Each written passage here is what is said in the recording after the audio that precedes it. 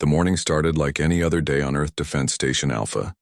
But everything changed when the sensors began screaming warnings across every monitor in the command center. Admiral Jake Morrison dropped his coffee cup and rushed to the main display where his tactical officer, Lieutenant Kate Sullivan, was already working frantically at her station. "What are we looking at, Kate?" Morrison asked as he watched the massive shapes appearing on their screens. "Sir, we have 300 unknown vessels materializing in Earth orbit," Sullivan replied with barely controlled panic in her voice. "They are massive, sir. Each one bigger than our largest battleship."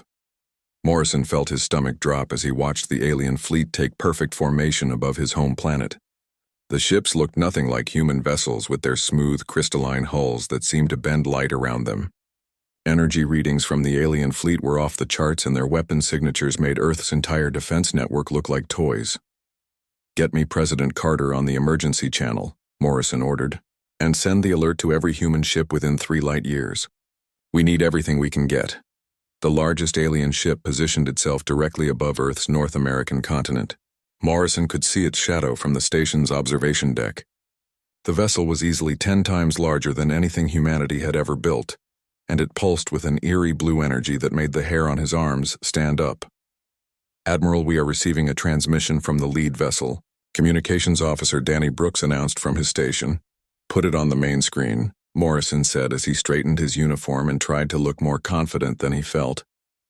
The view screen flickered and the image of the alien command bridge appeared. The being that faced them was tall and elegant with crystalline skin that reflected the bridge lights. She had 4 arms and multiple eyes that seemed to look right through Morrison into his soul. "Humans of Earth," the alien said in perfect English. "I am Ambassador Vexhara of the Zephyrian Empire. You have been found guilty of violating Galactic Law 7 Alpha by expanding beyond your designated solar system without Imperial permission." Morrison stepped forward. "Ambassador, I am Admiral Jake Morrison of Earth Defense Command. We were not aware of any galactic laws or designated boundaries. Our expansion has been peaceful exploration and colonization." Vexhara tilted her head in what might have been amusement. "Ignorance of the law is not an excuse, Admiral Morrison. The Zephyrian Empire has maintained order in this galaxy for over 10,000 years. Every species must know their place." "What exactly are you demanding?" Morrison asked, though he already suspected he would not like the answer. "Complete surrender of all human military assets and immediate submission to Imperial integration." Vexhara replied without emotion. "Your species will be relocated to designated worlds where you will serve the Empire in whatever capacity we deem appropriate." Behind Morrison, Lieutenant Sullivan pulled up tactical displays showing Earth's pathetic fleet of 47 ships. Most were converted mining vessels with basic weapons bolted onto their hulls. The Zephyrian fleet could probably destroy Earth's entire defense force without breaking formation. "And if we refuse?" Morrison asked. "Then we will demonstrate why 17 civilizations have chosen integration over extinction," Vexhara said. "The choice is yours, Admiral, but you have exactly 12 hours to decide. Choose wisely." The transmission ended and the command center fell silent except for the humming of computers and the quiet sobbing of a junior officer who was probably thinking about her family on Earth below. "Options?" Morrison asked his staff. "We could evacuate as many civilians as possible to the outer colonies," suggested Commander Rick Torres from the planning station. "With what ships?" Sullivan asked. "We barely have enough vessels to mount a defense, let alone evacuate 8 billion people. What about the Luna-based defense platforms?" Brooks asked. 12 platforms against 300 ships. Torres shook his head. "It would be suicide." Morrison walked to the observation window and looked down at Earth. The blue and white planet that had given birth to humanity looked so peaceful from here. Somewhere down there, his daughter was probably in school, and his ex-wife was at work at the hospital. They had no idea that their world might end in 12 hours. "Sir, we are getting responses to the emergency beacon," Sullivan reported. 34 ships so far, with more arriving every hour." "Still not nearly enough," Morrison muttered. "Admiral, there is one more thing," Brooks said hesitantly. "I am receiving a priority message from something called Project Lighthouse. They want to speak with you immediately on a secured channel." Morrison frowned. In 20 years of military service, he had never heard of Project Lighthouse. "Patch them through to my private office." In his office, Morrison activated the secured communication system, and a woman's voice came through the speakers. "Admiral Morrison, this is Dr. Lisa Chen. I need you to listen very carefully. There might be a way to stop the Zephyrian fleet. Doctor, I have never heard of you or your project, Morrison said. That was intentional, Admiral, Chen replied. Project Lighthouse has been classified above your security level for the past 15 years. But the situation has changed and I have authorization to brief you. Go ahead, Doctor. Admiral, what I'm about to tell you will sound impossible, but our analysis of alien technology from the crash site 7 years ago has revealed something important about Zephyrian ships. They have a fatal weakness. Morrison sat up straight. What kind of weakness? Their quantum energy systems operate on synchronized frequencies across their entire fleet. This makes them incredibly powerful, but it also creates a cascade vulnerability. If we can generate the right resonance frequency, we might be able to disable their entire fleet simultaneously. Might, Morrison repeated. The theory is sound, Admiral, but we have never tested it on anything larger than an asteroid. Today we find out if 15 years of research and preparation will save humanity or if we are about to become the 18th species conquered by the Zephyrian Empire. Morrison looked out his office window at the alien fleet hanging over Earth like a sword. Doctor, how long do you need? We can be ready in 8 hours, Admiral. But I need you to keep that fleet in position until we are ready to fire. And if your weapon does not work, then we all die together, Admiral. But if it does work, then humanity just became the most dangerous species in the galaxy. Deep beneath the Rocky Mountains in Colorado, a place existed that appeared on no government map and had no official designation. The facility, known only as Project Lighthouse, had been humanity's most secret operation for 15 years. Dr. Lisa Chen hurried through the underground corridors as alarms echoed off the concrete walls. Status report, Chen called out as she entered the main laboratory where dozens of scientists worked frantically at computer terminals and monitoring stations. The quantum resonance generator is online and building power, reported Dr. Peter Hayes as he wiped sweat from his forehead. All fusion reactors across the North American power grid have been redirected to our systems. Chen nodded and moved to the central control station where massive displays showed energy, readings that would have been impossible just 20 years ago. What about the frequency calculations? Still running the final numbers, said Dr. Amy Foster from the physics station. But Lisa, the power requirements are beyond anything we have ever attempted. We are talking about channeling the entire electrical output of a continent through a single quantum pulse. Will it work? Chen asked the question that everyone in the facility was thinking. Theoretically, yes, Hayes replied. The resonance cascade should propagate through their quantum field harmonics instantly. But Lisa, we have never tested this on anything larger than space debris. Chen looked around the laboratory at the faces of her team. These were some of the brightest minds on Earth, and they had all dedicated their careers to this moment. 15 years ago, when the first Zephyrian scout ship crashed in the Pacific Ocean, everything changed for humanity. The wreckage had been recovered by a joint military and scientific team. Chen remembered being one of the first scientists to examine the alien technology. What they found changed their understanding of physics forever. Computer, bring up the original crash analysis, Chen said. The main display showed detailed scans of the Zephyrian scout ship. The vessel's power systems operated on quantum frequency harmonics that were perfectly synchronized. Every component, from the engines to the weapons to the life support systems, vibrated at exactly the same quantum wavelength. The harmony is what makes their technology so advanced. Foster explained to the newer team members who had not worked on the original crash analysis. By synchronizing all systems to the same quantum frequency, they achieved near-perfect energy efficiency and virtually unlimited power output. But harmony also creates vulnerability, Hayes added. If you can generate the exact counter-frequency at sufficient amplitude, the resonance cascade will propagate through every synchronized system simultaneously. Chen remembered the day she first realized what this meant. The Zephyrians had built their entire fleet using the same quantum harmonic principles. Every ship in their empire operated on synchronized frequencies that allowed them to coordinate perfectly in battle and share power between vessels. It was designed to be their greatest strength, Chen said. Perfect coordination and unlimited shared power across hundreds of ships. But if we can hit the resonance frequency, everything connected to their quantum network will experience catastrophic harmonic collapse. Like an opera singer breaking a wine glass with her voice, Foster said. Exactly, but instead of one wine glass, we are talking about 300 starships, Hayes replied. Chen moved to the main control console where the quantum resonance generator showed ready status. The machine filled an entire cavern beneath the mountain and required the combined power output of 12 fusion reactors to operate. It had taken 15 years to build, and today they would learn if it could save humanity.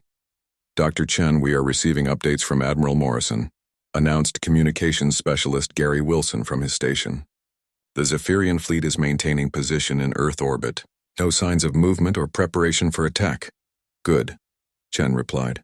They are confident that humanity will surrender rather than face annihilation. That confidence is going to be their downfall. The quantum generator hummed with barely contained energy as power flowed in from across the continent. Every nuclear power plant and fusion reactor in North America was now connected to the lighthouse facility through heavily shielded underground cables. Power levels at 60% and climbing, Hayes reported. Estimated time to full charge is 4 hours. Chen opened a secure channel to Admiral Morrison. Admiral, this is Dr. Chen. We are on schedule for activation in 4 hours. How is the situation in orbit? Morrison's voice crackled through the communication system. Doctor, the alien fleet has not moved, but they are running continuous scans of our defense platforms. I think they are planning their attack patterns. That is actually good news, Admiral, Chen replied. The more scanning they do, the more their systems will be synchronized for our resonance pulse. Just keep them in position for 4 more hours. Doctor, what exactly will happen when you activate this weapon? Morrison asked. Chen paused before answering. Admiral, if our calculations are correct, the quantum pulse will propagate through their synchronized ship networks faster than light. Every vessel in the Zephyrian fleet will experience simultaneous resonance cascade. Failure. And if your calculations are wrong, then in 4 hours, we will have used up all of North America's power, reserves for nothing, and the Zephyrian Empire will probably decide we are too dangerous to integrate. They will destroy Earth as an example to other species. The laboratory fell quiet except for the humming of computers and the distant rumble of the quantum generator charging in the cavern below. Doctor, Hayes said quietly, there is something else we need to consider. If the quantum pulse works and we destroy the entire Zephyrian fleet, the rest of the galaxy is going to notice. What do you mean? Chen asked. I mean that a primitive species destroying the most powerful fleet in the galaxy is going to send a message to every civilization out there. Foster replied. They are going to wonder what other surprises humanity might have. Chen realized they were right. Success would bring its own problems. Humanity would go from being an unknown species facing extinction to being the species that destroyed the Zephyrian Empire. That kind of reputation could be just as dangerous as the current invasion. One problem at a time, Chen said. First we save Earth, then we worry about the consequences. The quantum generator continued building power as Earth's deadline approached. In a few hours, humanity would discover whether 15 years of secret research and preparation would save their species, or if they would become another footnote in the Zephyrian Empire's long history of conquest. Chen looked at the countdown timer on her screen. 3 hours and 27 minutes until activation. 3 hours and 27 minutes until humanity learned whether they deserved to survive among the stars. Admiral Jake Morrison stood on the bridge of the UES Defiance watching the tactical display that showed humanity's pathetic excuse for a fleet. 81 ships had answered the emergency call and now formed a defensive line between Earth and the Zephyrian Armada. Morrison knew it was hopeless, but every human captain who could reach Earth had come to fight. All ships report ready, Admiral, Lieutenant Kate Sullivan announced from her station. Morrison activated the fleet communication system. This is Admiral Morrison to all human vessels. In 30 minutes we are going to discover whether humanity deserves its place among the stars, or if we are about to become another species, conquered by the Zephyrian Empire. Captain Steve Rodriguez, of the UES Liberty, responded first. Earth fleet standing by, Admiral. We are ready to show these aliens what humans are made of. One by one the other captains confirmed their readiness. Mining ships with welded weapon mounts, scientific vessels pressed into combat service, cargo haulers carrying nuclear missiles instead of supplies. Every functional ship humanity could gather formed a line of defiance against impossible odds. Admiral, we are receiving final updates from Project Lighthouse. Communications Officer Danny Brooks reported. Dr. Chen confirms activation in 15 minutes. Morrison nodded. The secret weapon was still just theory and hope, but it was the only chance they had. Without it, the human fleet would last maybe 10 minutes against 300 Zephyrian warships.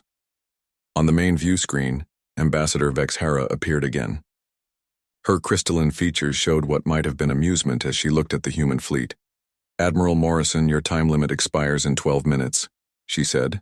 "Your fleet is pathetic. Your resistance is pointless. Surrender now and we will make your species integration swift and merciful." "Ambassador, I have a counter-offer," Morrison replied. "Leave our solar system now and we will forget this ever happened." Vexhara's multiple eyes blinked in what was clearly surprise. "You cannot be serious, Admiral. Your 80 vessels against our 300. Your primitive weapons against our quantum energy systems. This is not a battle, it is an execution." "Maybe," Morrison said. "But humans have a saying. It is not the size of the dog in the fight, but the size of the fight in the dog." "Your metaphors will not save you, Admiral," Vexhara replied. "You have 5 minutes to surrender, or we will demonstrate why 17 civilizations chose integration over extinction."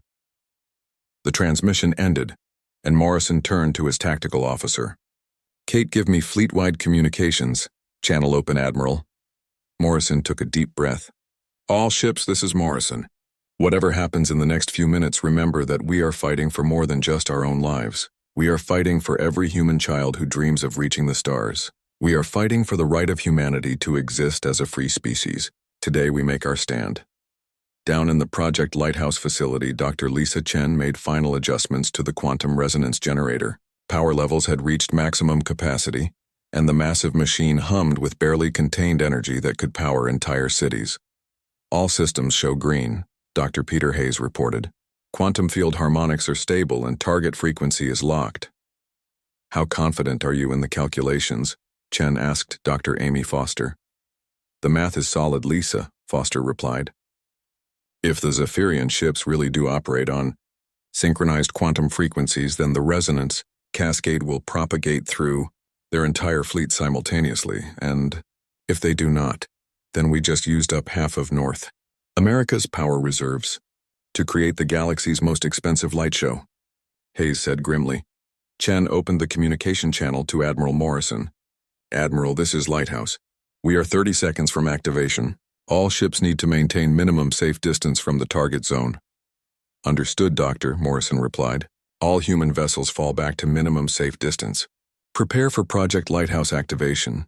The human fleet pulled back several thousand kilometers while the Zephyrian armada maintained perfect formation around Earth. Morrison could see their weapon systems charging, and knew that once the aliens realized humanity was not going to surrender, they would begin their attack. "Lighthouse, this is Morrison," the Admiral said. "The alien fleet is powering weapons. If you are going to do this, it has to be now." "Acknowledged," Admiral Chen replied.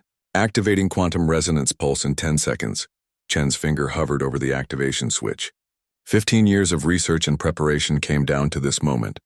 Either humanity's understanding of quantum physics would save them, or they were about to discover that theory and practice were very different things.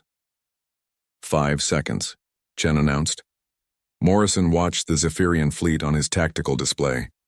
300 ships arranged in perfect formation with weapon systems fully charged and ready to turn Earth into a lifeless rock. "Activation now," Chen said as she pressed the switch. The quantum pulse erupted from the facility beneath the Rocky Mountains and propagated outward at faster than light speed. It was invisible to human sensors, but the effect on the Zephyrian fleet was immediate and terrifying. Every ship in the alien armada began to vibrate. The harmonic resonance found their synchronized quantum systems and began building toward cascade failure. What happened next defied every human expectation of space combat. The Zephyrian ships did not explode. They did not break apart or catch fire or spin out of control. Instead, they simply began to dissolve. Commander Alex Turner, watching from the bridge of the UES horizon, was the first to understand what they were seeing.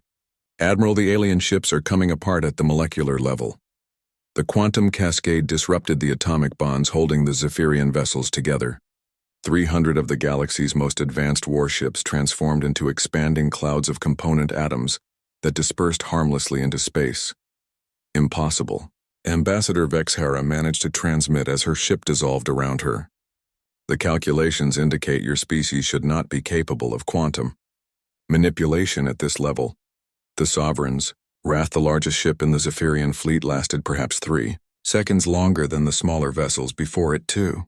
Became nothing more than a cloud of scattered atoms. Captain. Rodriguez broke the stunned silence that followed. Admiral Morrison, are you seeing this? Morrison stared at his tactical display where moments before 300 enemy ships had threatened to end human civilization. Now there was nothing but empty space and slowly dispersing atomic clouds. I see it, Steve. Morrison replied quietly. I see it, and I still cannot believe it. Down in Project Lighthouse, Dr. Chen stared at her instruments in amazement. Complete cascade propagation across all target vessels, she announced to her team. Quantum resonance pulse successful. All Zephyrian ships have been neutralized. The word neutralized seemed completely inadequate for what they had just witnessed. Humanity's secret weapon had not destroyed the Empire's fleet. It had simply convinced 300 starships to stop existing. Doctor, this is Admiral Morrison. The Admiral's voice came through the communication system. Please tell me that really just happened. It happened, Admiral Chen replied. The theory was correct. Their quantum harmony was their greatest weakness. Every ship in their fleet just experienced simultaneous molecular dissolution. Morrison looked out at the stars that no longer seemed quite so hostile. Doctor, how long before other alien civilizations learn what we just did? That depends, Admiral Chen replied. But I suspect that by tomorrow the entire galaxy is going to know that humanity is not as primitive as they thought.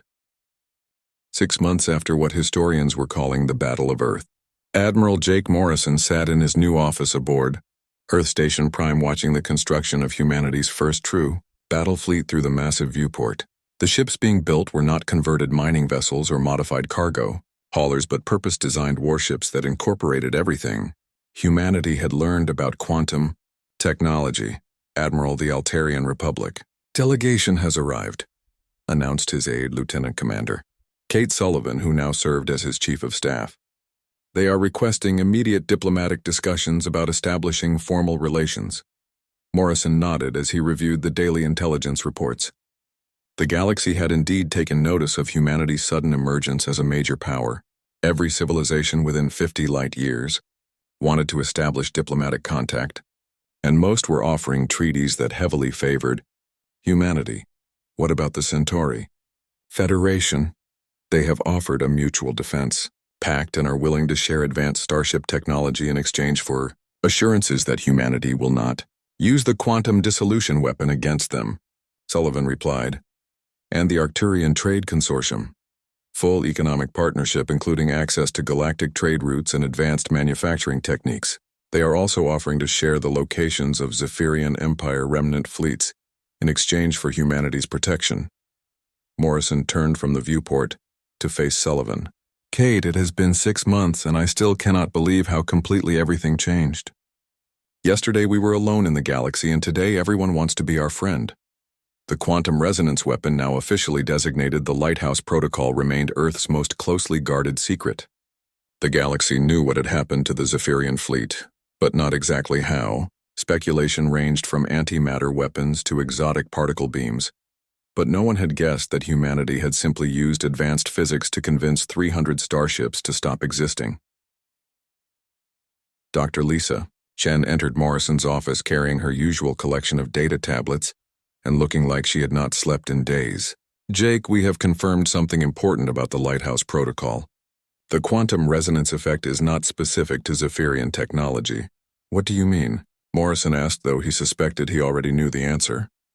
I mean that every major spacefaring civilization in the galaxy uses quantum harmonic principles in their ship designs, Chen replied. The physics are universal. Any fleet that relies on synchronized quantum systems is vulnerable to cascade resonance failure. Morrison felt the familiar weight of responsibility settle on his shoulders again. You are saying we could disable any fleet in the galaxy? If necessary, yes, Chen confirmed. The Altarians use quantum harmonics for their shield generators. The Centaurians synchronize their weapon systems using quantum fields. The Arcturians power their entire fleet through shared quantum networks. And they have no idea that their advanced technology makes them vulnerable. Not yet, but eventually some alien scientist is going to figure out what we did to the Zephyrian fleet.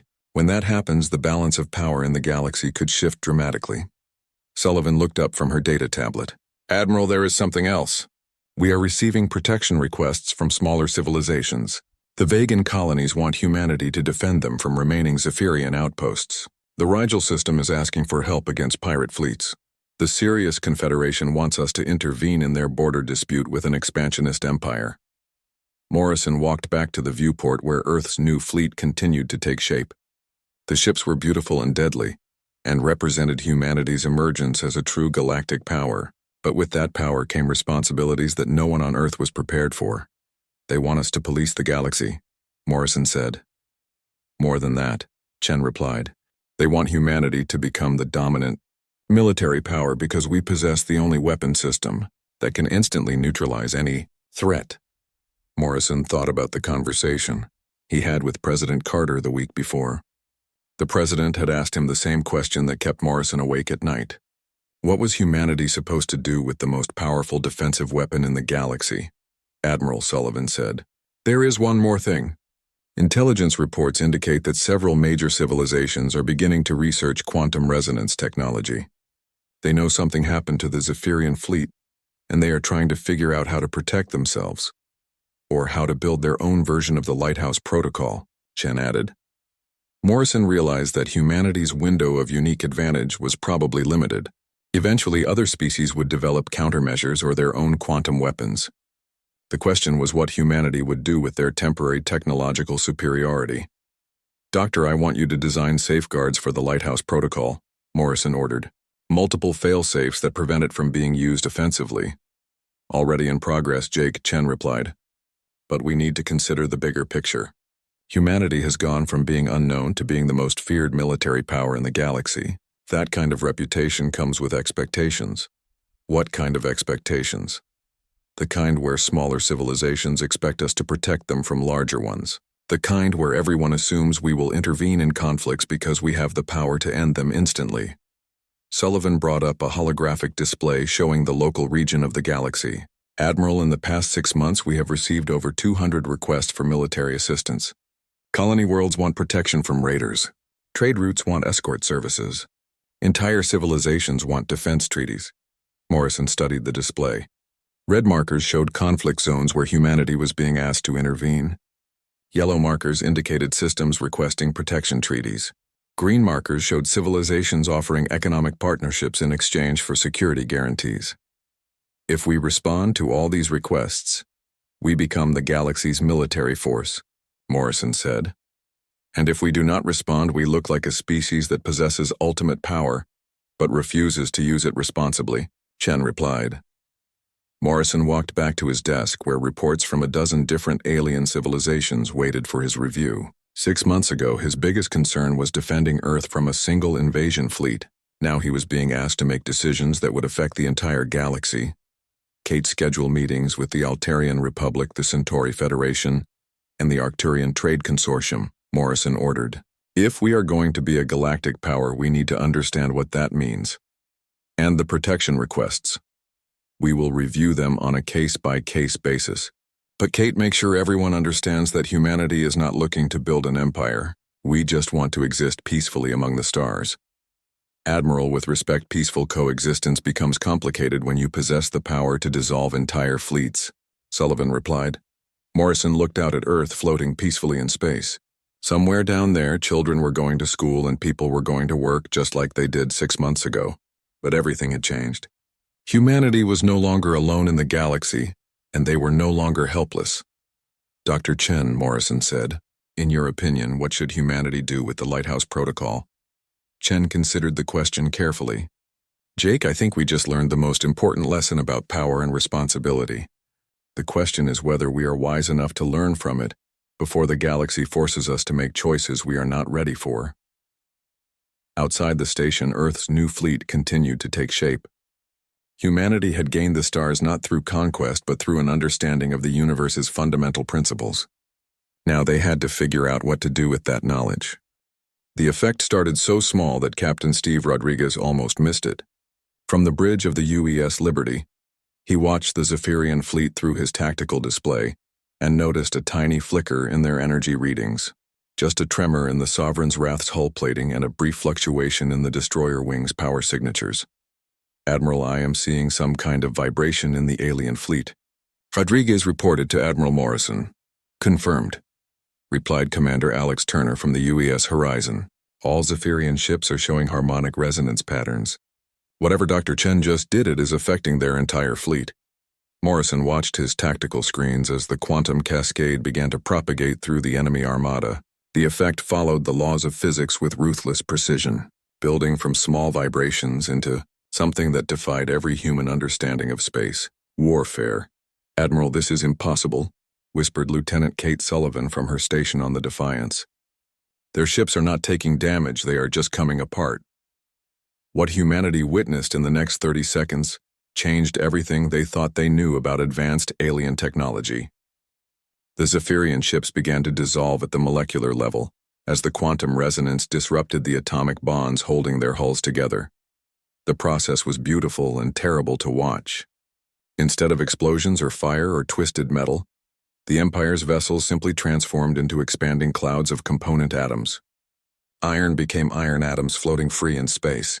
The exotic crystalline materials of their hulls separated into their basic elements and drifted away like cosmic dust. Commander Turner tried to describe what he was seeing. Admiral, the alien vessels are not being destroyed, they are being deconstructed. The quantum cascade is breaking them down into their constituent atoms. How is that possible? Asked Captain Rodriguez. Dr. Lisa, Chen's voice came through the fleet communication system from Project Lighthouse. The Zephyrian quantum harmony that makes their ships so powerful also makes them vulnerable to resonance cascade failure. When the right frequency hits their synchronized systems, every molecular bond in their fleet becomes unstable. Simultaneously, Morrison watched in amazement as the largest ship in the Zephyrian armada began to come apart. The Sovereign's Wrath was easily 10 kilometers long and massed more than Earth's entire defense fleet. But the quantum cascade treated it exactly the same as the smallest scout ship. Size and mass meant nothing when the fundamental forces holding atoms together were disrupted. Admiral, we are receiving a transmission from Ambassador Vex Hara. Communications Officer Danny Brooks announced. Put it through, Morrison ordered. The view screen flickered and showed the Zephyrian command bridge. Ambassador Vex Hara stood at her command station, but the crystalline bulkheads around her were beginning to fade and become translucent. Her multiple eyes were wide with what might have been respect or terror or simple disbelief. This is impossible, she said in her perfect English. Our analysis of your species indicated technological development barely beyond primitive fusion power. Your quantum manipulation capabilities should not exist for another 1,000 years. Maybe you need better analysts, Morrison replied. Admiral Morrison, your understanding of quantum field harmonics exceeds even our own, Vex Hara continued. The mathematics required for targeted resonance cascade generation across synchronized quantum networks is beyond most civilizations in this galaxy. Around the Ambassador, her bridge was becoming increasingly transparent as the molecular bonds holding the ship together continued to fail. Officers at their stations looked down at their hands as their own crystalline bodies began to fade. Ambassador, how many other species have you conquered? Morrison asked. 17 civilizations have chosen integration rather than extinction, Vex Hara replied. But none of them possessed weapons capable of simultaneous quantum dissolution across multiple targets. Maybe they were not as primitive as you thought, Morrison said. Perhaps, Vex Hara said as her image began to flicker. Admiral Morrison, humanity has just demonstrated that they possess the most dangerous defensive technology in known space. The galaxy will remember this day. The transmission ended as the Sovereign's Wrath completed its transformation from the most powerful warship in the Empire to a slowly expanding cloud of harmless atoms. Fleet status report, Morrison called out. All human vessels undamaged and accounted for, Sullivan reported. No casualties reported from any ship. And the Zephyrian fleet? Gone, Admiral, Turner said quietly. 300 ships reduced to dispersing atomic clouds. I am not reading any debris, larger than individual molecules. Morrison looked at his tactical display, where the space around Earth was now clear except for the slowly expanding clouds of atoms that had once been an invasion fleet. Dr. Chen, this is Admiral Morrison. Can you explain what we just witnessed? Chen's voice came through the communication system. Admiral, the quantum resonance pulse found the exact frequency that the Zephyrian ships used for their harmonic synchronization. When that frequency was disrupted by our counter resonance, every molecular bond in their fleet became unstable. You mean we dissolved 300 starships? More precisely, Admiral, we convinced 300 starships to stop holding themselves together. At the atomic level, Chen replied. The quantum cascade propagated through their synchronized network faster than their safety systems could compensate. Captain Rodriguez joined the conversation. Doctor, are you saying their own advanced technology killed them? In a sense, yes, Captain. The Zephyrians built their fleet using quantum harmony principles that made them incredibly powerful, but also created a single point of failure. When we hit that frequency, the cascade was instantaneous and irreversible. Morrison tried to process what humanity had just accomplished. Earth's primitive fleet had not outfought the Zephyrian Empire.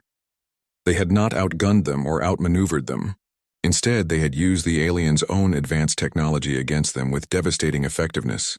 Admiral Sullivan said quietly, "We need to consider what comes next." The Zephyrian Empire was one of the most powerful civilizations in the galaxy. If word spreads that humanity destroyed their entire invasion fleet, other species are going to take notice.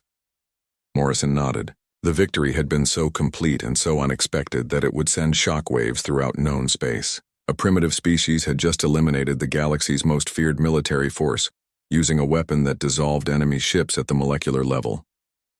Dr. Chen, how long before the galaxy learns what happened here? Morrison asked.